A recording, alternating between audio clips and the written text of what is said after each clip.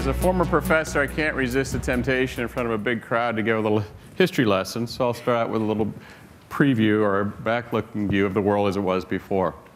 We all know a long, long time ago, there was nothing. A lot of physicists told us that. Then something happened, a Big Bang. The Big Bang came along, and lo and behold, little after 13 billion years, we actually began to have galaxies. The universe was born. We have over 50 billion galaxies, each with hundreds of millions of stars. And about 4.6 billion years ago, our own solar system was born from the sun. And then begat life a mere 4 billion years ago. Then what? Well, life had a few near problems. We nearly were wiped out 5 times. We had 5 mass extinctions. So for 99.96% of our history, there have been no hominids, no humans, and somehow life has moved on. And where do we sit today? Well, a few million years ago, in the savannas of Africa, hominids were birthed and evolved. They evolved into something closer to what we all know, which is human beings.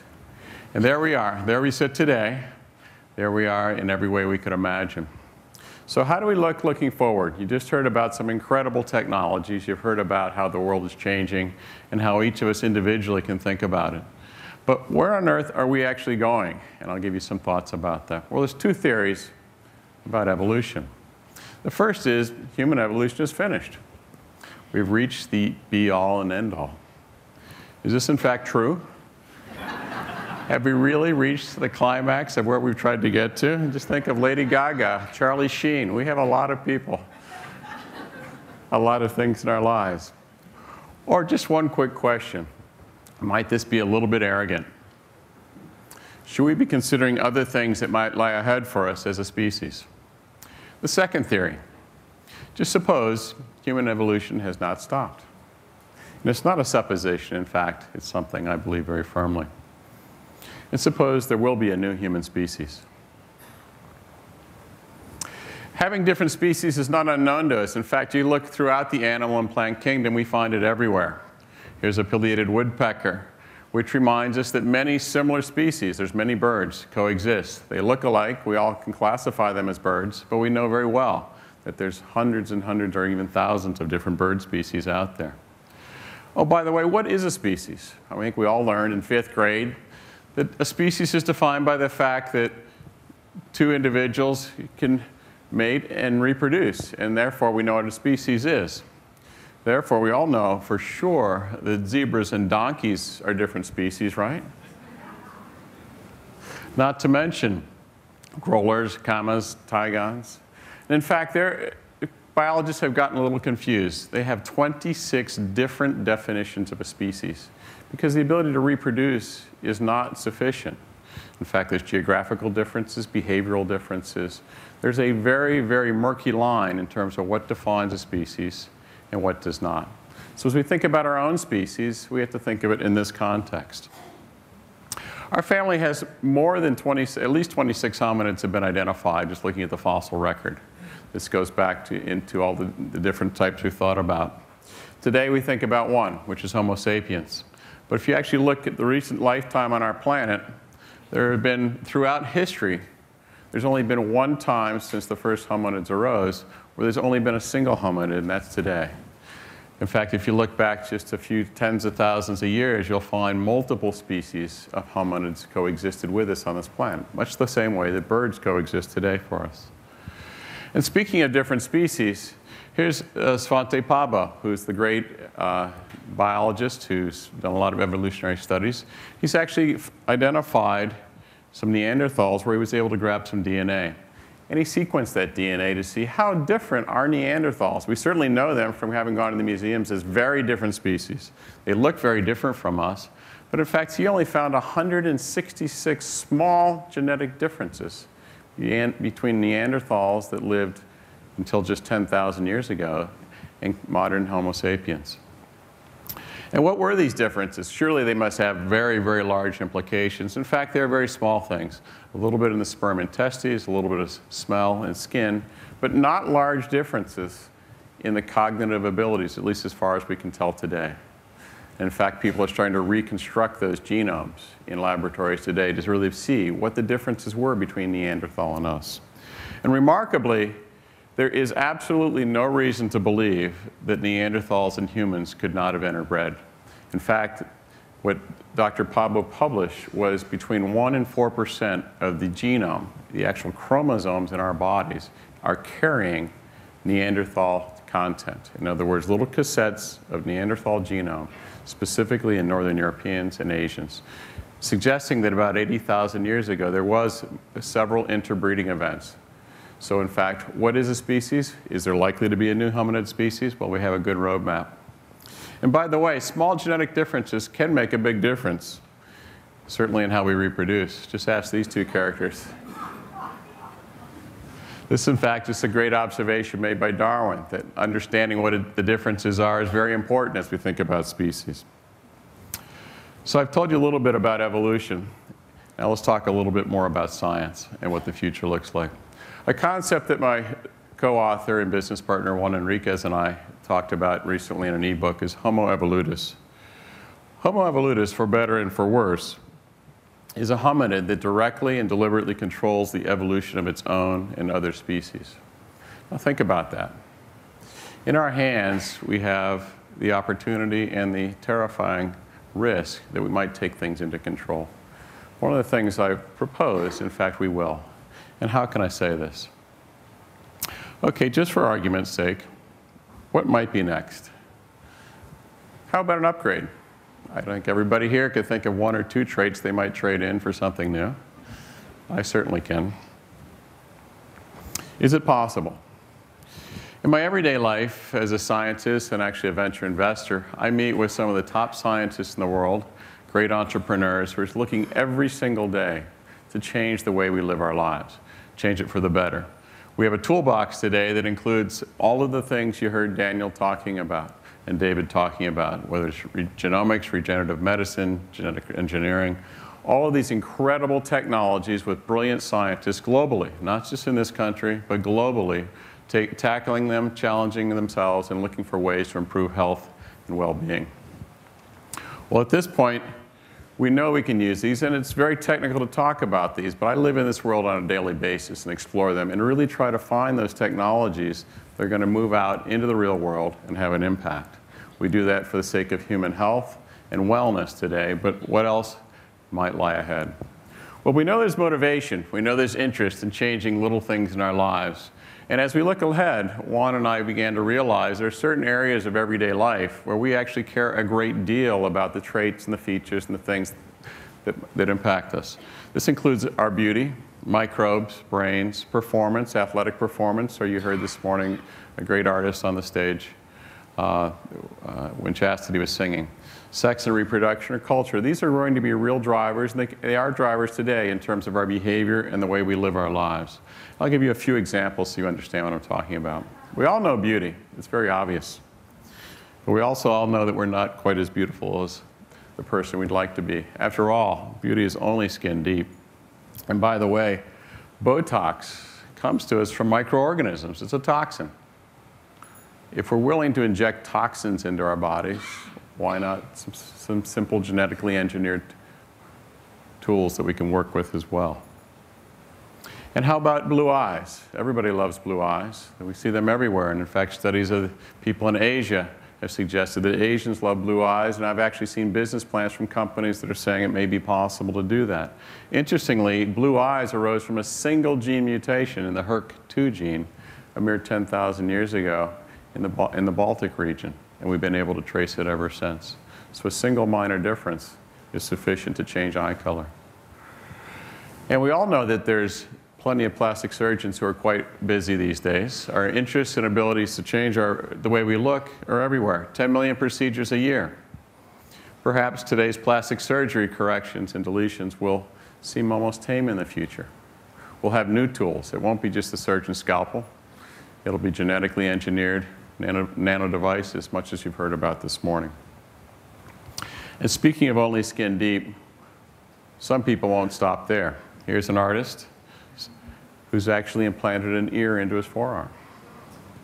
Why? Well, God only knows. But But that just means you give people tools, you give them the ability, they will find ways. How about performance? We've seen great artistic performances. We've seen many great performances. One that comes to mind is actually athletic performance. It's a nice balance between nature and nurture, our genes and our environment. We have to work really, really hard, but it sure helps if you're 6'9" like LeBron James, or you can be as athletic as Michael Jordan. So how do we actually deal with this as we think about our own performance, our own lives, or even just growing older and being more physically able? Let's take a couple of examples. In fact, there have been over 100 genes identified as being important in athletic performance, and in fact, such as the actin-3 gene. This particular gene and a variant, so these are commonly occurring variants that exist in either a form that's just kind of normal or a kind that's more prone to being a great athlete. The 577R variant of the actin-3 gene has been identified in every male power athlete that's been tested at the Olympics. That's not every athlete, but it's many. But it certainly tells you something you want to know on day one when you go into this. And oh, by the way, Africans are far more likely to carry this variant.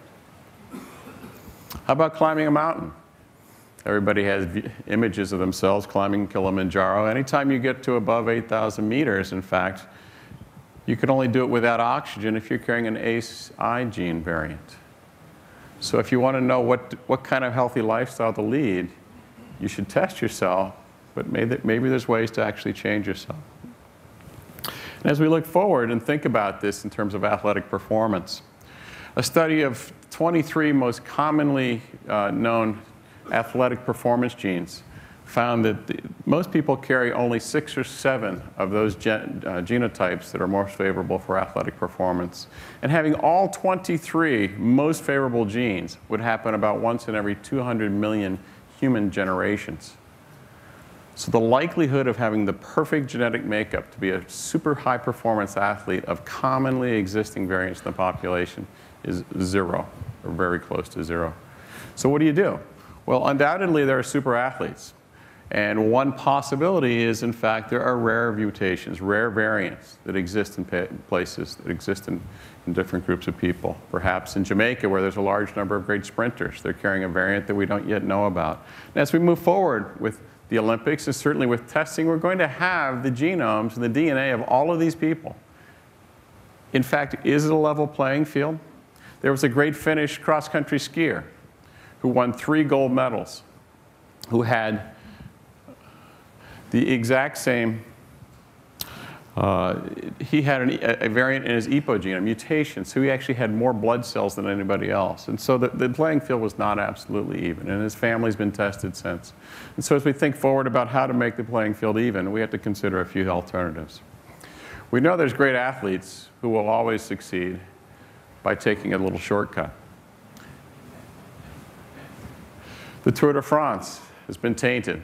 But why has it been tainted? It's been tainted because the new tools we have in medicine, making EPO, finding ways to actually dope, to become super athletes, have actually begun to work. And these are ways to modify our bodies. And as I mentioned with the Finnish athlete, he was doing nothing different in terms of the biology, the physiology, and the biochemistry than what these individuals were doing. He just naturally had high levels of EPO in his body. And as we think ahead, we're hearing about tests for testosterone and other things. As you grow older, all of these hormones are slowly depleting, slowly losing. Why become a super athlete? Why not just reset things at the level they should be at? So in the future, Olympians may need to have a handicap. They may need to be based on their genetics. And we know things are changing already. Here's Oscar Pistorius, a South African athlete who was born with no lower limbs. He set world records at the Special Olympics, and then in the last Olympics, he tried to compete and almost made it. The rules for Olympics will be changing, and we know people will take advantage of things. Let me talk about one last thing. People talk a lot about personal health, but they forget our partner, our microbiome. Our microbiome is the bacteria that live in us, on us, and around us. And surprisingly, there are 10 times more of these cells in our bodies than our own human cells. These are little teeny cells in our gut, on our skin, and everywhere. Your skin harbors at least 44 different species. Why don't we know about these? Because we haven't had ways to measure them. The ways to identify them and see them are now just moving into the marketplace this year. So there's going to be large numbers of studies in the popular press describing these. 83% of the microbes on your right hand do not live on your left hand. Where's your right hand been lately?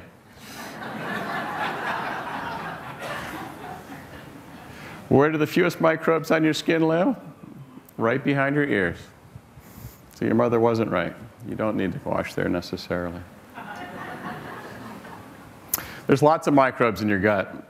In fact, there's so many we haven't even counted them yet. We know there's 165 times more genes there, but we actually haven't identified the number of species. And in our gut, there's good guys and there's bad guys. Cholera and typhoid are the things we like to avoid, but we don't really know what's going on in that ecosystem. Microbes have been implicated in many human diseases, infectious diseases, ulcers, things like this, and that list will grow as we actually begin to put together an inventory of the relationship between these microbes and ours. But why? And we've all been to other countries where we've suffered from things like Montezuma's Revenge. But not too far ahead are going to be designer probiotics, things that have been engineered to help us be healthier, engineered to take care of us in any way we can, engineered to make vitamins, to make nutrients, to make cow's milk look more like mother's milk. In the future, we will directly and deliberately engineer our microbiome. No species has ever done this. How do I know this? A paper last year was published saying someone actually synthesized the entire genetic code of a microorganism. So we now have the equivalent of the software of a genetic organism. And as you've been hearing in the last couple of talks, it's not too far from that to start engineering our own cells. Stem cells are everywhere, and that's a simple, simple step as we move forward. So in concluding, let me point out a couple of things. I haven't had time to talk about all the aspects of it, but just think about sex. When we were young kids, there was only one way to get pregnant. Now there's at least a half a dozen. That number's likely to grow. So what will a new species look like? Everybody asks me this. Well, as we think about it and think about the definition of species, we really need to consider perhaps what Potter Stewart taught us when he talked about pornography. I'll know it when I see it, and I certainly wouldn't want to mate with it or produce children.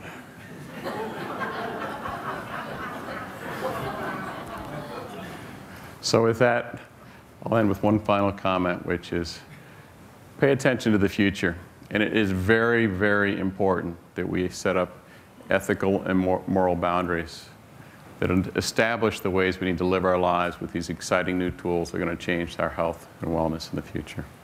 Thank you very much.